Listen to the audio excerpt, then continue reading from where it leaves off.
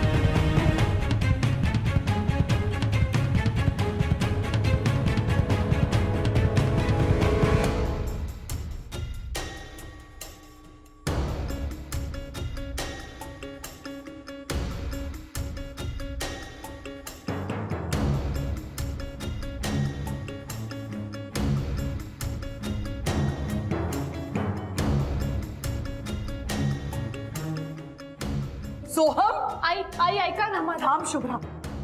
तुला माहित नाही ते काय प्रकार घडलाय ते. सोहम, मगाशी मी तुला फोन केला तेव्हा तू मला म्हणालास की मी घरी यायला निघालोय म्हणून, आणि तू घरातच होतास हिच्या बरोबर. खोटं बोललास तू माझ्याशी. अरे आज तुझी बायको त्यांनी वटसावित्रीचा उपास केलाय तुझ्यासाठी, उपास थांबली ती, आणि तू हिच्या बरोबर इकडे. शी. मॅडम मॅडम हे बघा, तुमचा ना हे तुम्हाला तुम्ही जे बघितलं तर तसा अर्थ नका घेऊ तुम्ही. तुमचा काहीतरी गैरसमज होतोय. मी तुम्हाला मला एक संधी द्या, मी एक्सप्लेन करतो नीट सगळं. हे काय एक्सप्लेनेशन देणार आहेस तू सोहम? आता हे सगळं मी माझ्या डोळ्यांनी पाहिलंय. याच्यावरती काही एक्सप्लेनेशन असूच शकत नाही. मॅडम मला बोलू तर दे, मला एक्सप्लेन करायची तुम्ही संधी. असं बरे मॅम.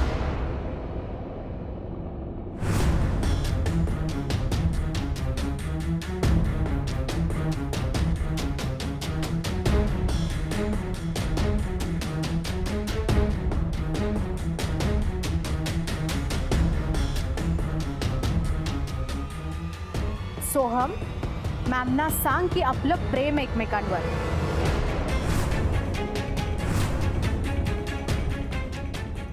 आणि त्यांनी ऑलरेडी आता सगळं बघितलंय, सो प्लीज खोटं बोलू नकोस.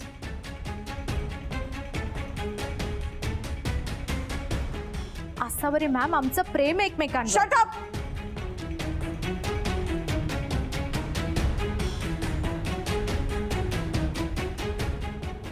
आत्ताच्या आत्ता स्वतःचं सामान बांधायचं आणि माझ्या घरात निघून जायचं.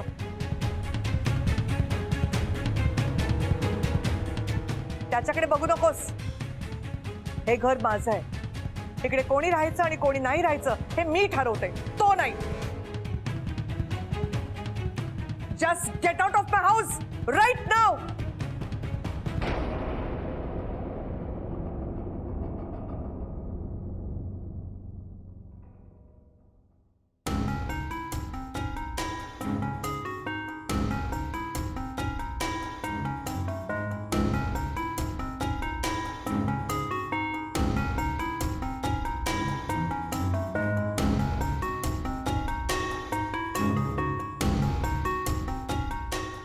सोहम, मॅडम हे बघा, ती सुझॅन काही सांगत होती. मॅडम खरंच ऐका ना.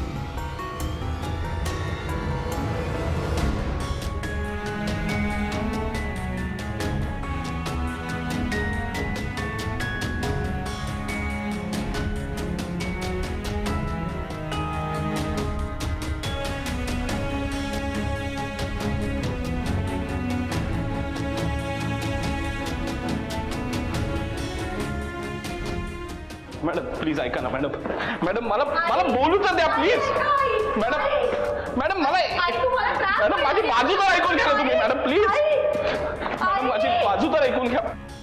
मॅडम मला एक चान्स द्या. मॅडम मला एक चान्स द्या. किती खोटं बोलशील? जे घडलं ते मी माझ्या डोळ्यांनी पाहिलं. आता बोलण्यासारखं आणि ऐकण्यासारखं काय शिल्लक राहिलंय? अहो पण मी तुला माझ्याशी काही बोलायचा अधिकार नाहीये सोहम.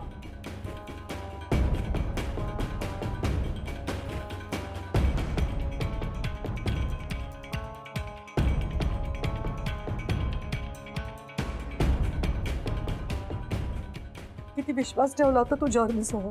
अरे मला किती अभिमान होता तुझा. आता सगळं संपलंय.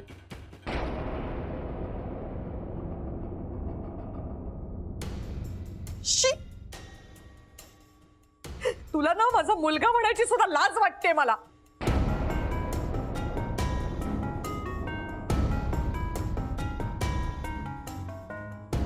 तू चालतो या घरात.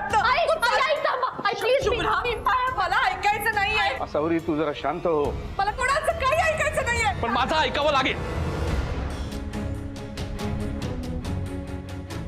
आता मी बोलणार आहे, माझं ऐकावं लागेल.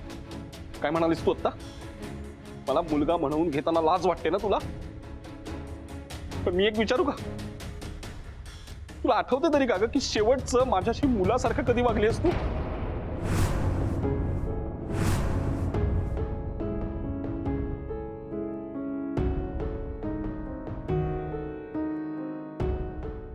सोहम, तुझ्या आईशी बोलतोयस, तू विसरू नकोस. मला व्यवस्थित माहितीये मी माझ्या आईशी बोलतोय ते तुम्ही सांगायची गरज नाही, कारण तुम्ही माझे वडील नाही आहात.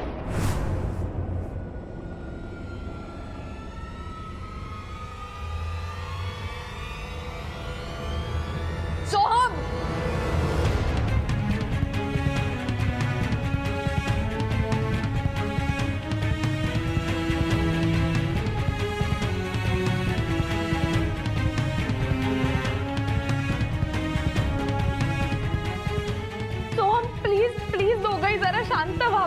का शांत राहू मी? हा? आणि तुला काय वाटतं शुभ्रा, तू एकटी सहन करते सगळं या घरात? जे काही सहन करता ते फक्त तुम्हीच सगळे सहन करता. मी काही सहन नाही केलं या घरात.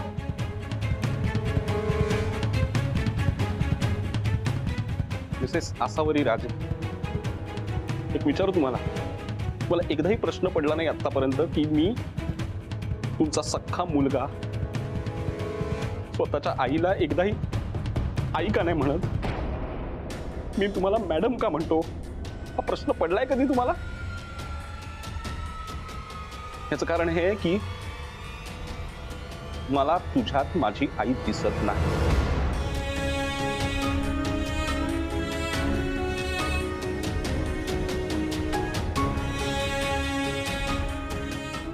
सतत मला जबाबदारीची जाणीव करून द्यायची, सतत तुझे ते सो कॉल्ड चांगले संस्कार, हे करायचं नाही, असं वागायचं नाही, तसं वागायचं नाही. अरे बास, कंटाळा आलाय मला. मला ना मोकळेपणाने वागूच दिलं नाही तुम्ही कधी. आणि तुला जे योग्य वाटतं ना ते फक्त लादत राहायचं समोरच्यावर. बास. हा, मला काय हवंय, माझ्या काय गरजा आहेत ह्याचा कधी विचार केलायस तू आई म्हणून?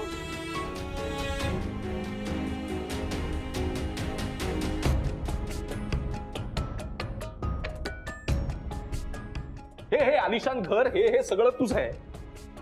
कंपनी तुझी आहे, पैसा तुझा आहे, मान सगळा तुलाच मिळतो. मी कोण आहे मग? मी नोकर आहे फक्त इथे ना.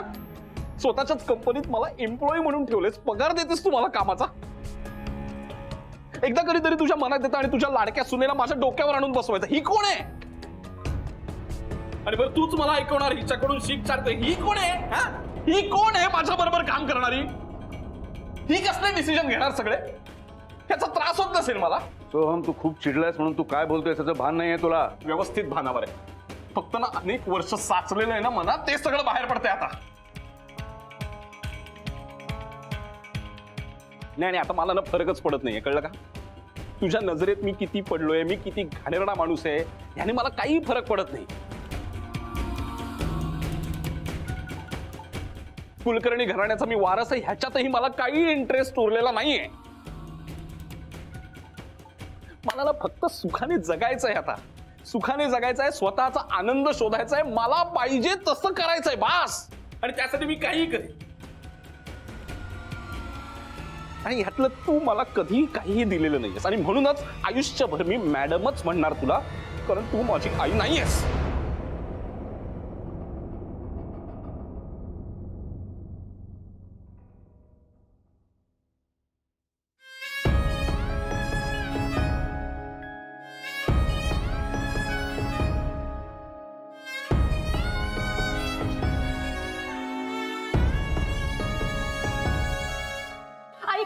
ऐक तुम्ही Sorry. शांत व्हा. ऐक प्लीज.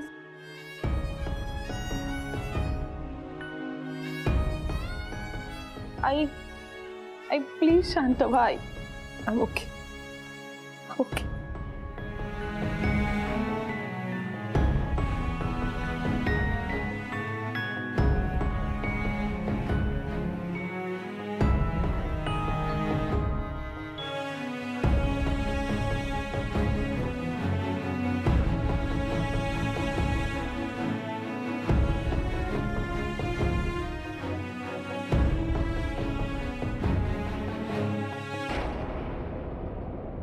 ठीक आहे सोहम, तुला तुझ्या मनाप्रमाणे वागायचंय, तुला हवं तसं आयुष्य जगायचंय.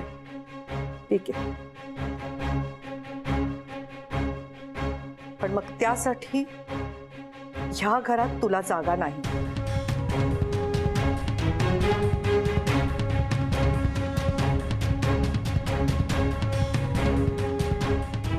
या घराने, या घरातल्या माणसांनी तुझ्यावरती फक्त प्रेम आणि प्रेमच केलं, पण तुला कधी ते कळलंच नाही. तू आम्हाला गृहीत धरलंस. प्रत्येक घराची अशी एक शिस्त असते सोहम. ती शिस्त जर तुला जाच वाटली तर तो दोष तुझा आहे, घरातल्या माणसांचा नाही. आणि तुझ्या आनंदासाठी, तुझ्या स्वैराचारासाठी जर तू शुभ्राचा विश्वासघात करणार असशील, तिच्यावरती अन्याय करणार असशील, तर मी तिला न्याय मिळवून देईन.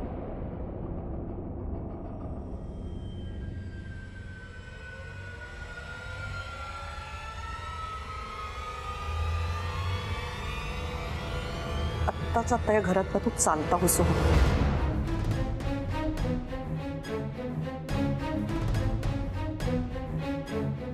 मला असं बाहेर नाही काढायचं. मला असं करू नका, मी तुमच्या पाया पडते आई. प्लीज तुम्ही सोहमला बाहेर नका काढू. तुम्ही त्याला बाहेर काढलं तर आपल्या कुटुंबाचं काय होईल आई? तुम्ही एवढा विचार करा. मी माझ्या बबडूला काय सांगू त्याचा डॅडा कुठे?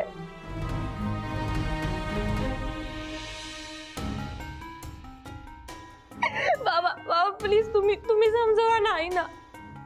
काय बोलतेस तू शुभ्रा? अगे ह्यानी तुझा विश्वासघात केला, तुझ्याशी प्रतारणा केली आणि तू त्याला थांबवायला सांगतेस? तू कसा संसार करणार आहेस या माणसाबरोबर? आई मला माहित होतं तुम्ही अशाच रिॲक्ट होणार, म्हणूनच आम्ही तुम्हाला काही सांगितलं नव्हतं.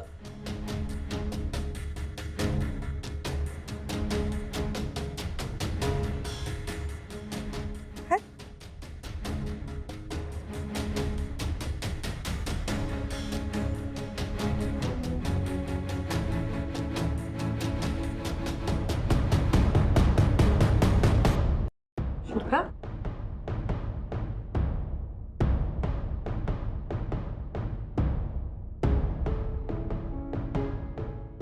काय म्हणालीस तू? म्हणून सांगितलं नाही म्हणजे शुभ्रा तुला हे माहित होतं?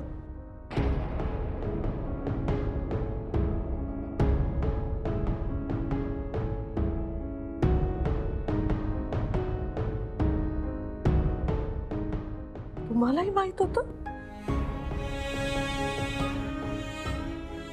आणि तुम्ही माझ्यापासून लपवून ठेवलं. तुम्ही दोघांनी एवढी मोठी गोष्ट माझ्यापासून लपवून ठेवली. शुभ्रा, किती त्रास सहन करायला लागला असेल तुला. का सहन केलंस हे सगळं? तुला मला सांगावंसही वाटलं नाही, माझ्याशी बोलावंसही वाटलं नाही. असं का केलंस तू? आई, तुझा विश्वास नाही आहे का माझ्यावर शुभ्रा? ही तुझी सासू तुझी आई बनून तुझ्या पाठीशी उभी राहील म्हणून? शुभ्रा इतकी फरकी समजतेस ना मला तू? आई आई अहो तुम्ही काय बोलताय? अहो तुम्हाला त्रास होऊ नये म्हणून नाही सांगितलं आम्ही.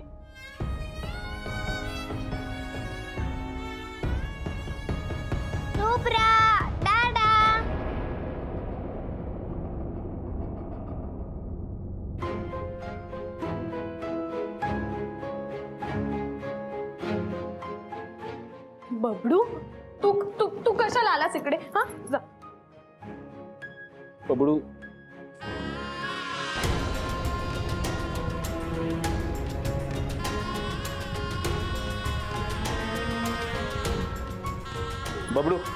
बबडू चला पण तुझ्या खोलीत जा. शुभ्रा येते. हा शुभ्रा लवकर ये ग.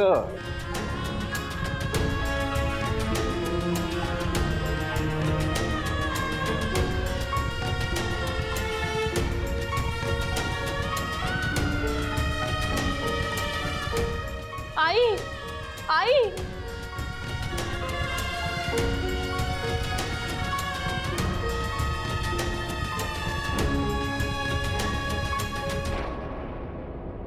आजपासून तुझं माझं नातं संपलं. तुला तुझं आयुष्य जगायचंय ना, तुझ्या स्वतःच्या पद्धतीने जा, जग तुला हवं तसं. शुभ्रा या घराची मुलगी होती, आता ती या घराची ती मुलगी आहेच, पण ती आमची वारसही आहे.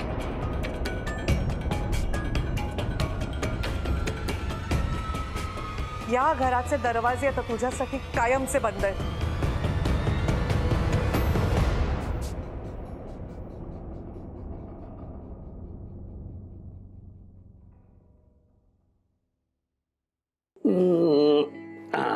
बस. हे बघ, ह्याच्यातला तुझा तो आवडता गेम आहे ना, तो गेम लाव आणि खेळत बस.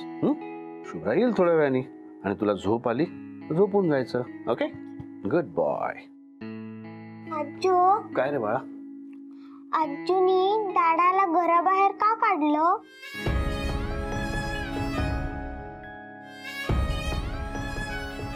त्याचा विचार तू करू नकोस. खेळ आणि झोप आली तर झोपून जायचं. ओके. Good night.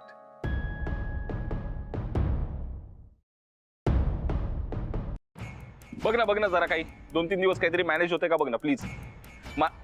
अरे हा ठीक आहे, चल सोड सोड. नाही ना होते तुझ्या ह्याच्याने, मग सोडून दे.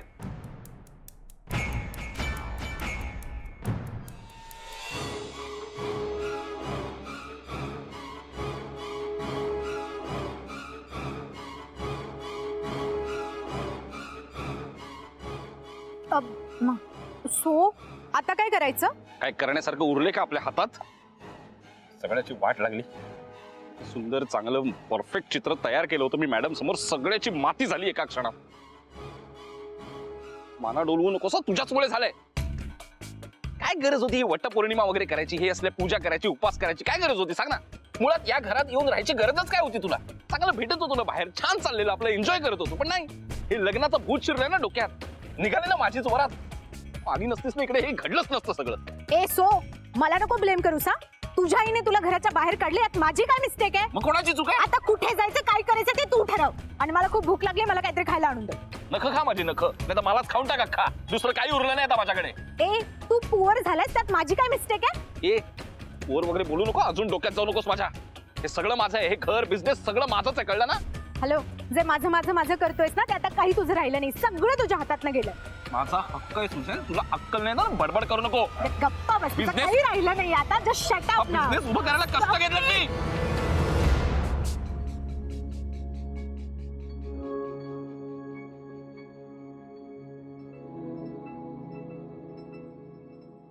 शुभ्रा बघ, बाबा याचसाठी मी गप्प होते हो. नाही पण आसावरीने केलं ते बरोबरच केलं.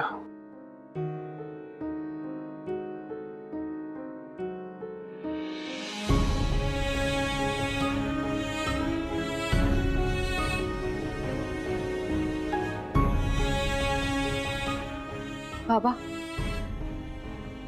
तुम्ही प्लीज आईंजवळ जा, त्यांना गरज आहे तुमची आता.